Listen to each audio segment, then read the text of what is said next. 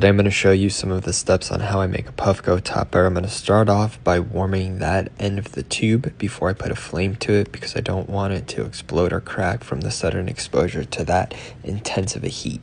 I find it easier to collapse the tubing on that end once it's opened up a little bit, so I spin the lathe a little bit faster, so when I put that heat it naturally slings it open, and then I paddle it down to close it off. And I find this just is a lot cleaner, it creates less stress, so there's less fuzz around the corners where I'm eventually going to round it off.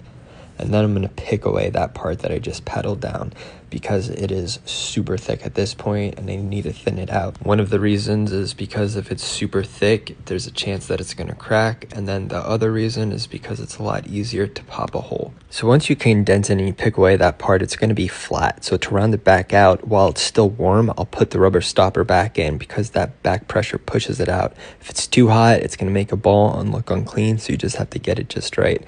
Now when I'm putting the stopper in again, you could actually take advantage of that pressure that's wanting to push outwards by concentrating your flame on just a small area. Pop it with your punty. When that hole is popped outwards versus if it was indented, actually lends for cleaner welds. So that's another little tip for you. And now all that's prepped, I'm going to tear off a little bit of the 12mm on the right side. That's eventually what's going to be the zipper tip. I'm attaching it to the 38. I'm going to clean up that weld a little bit and push a Maria in the middle. Even after I attach to the 38, I warm up with the Bunsen. And then I have to detach that portion from the left side of the tube. I have to pop the air intake.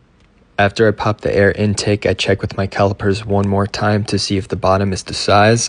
I have to measure 2 inches to the right of that top Maria.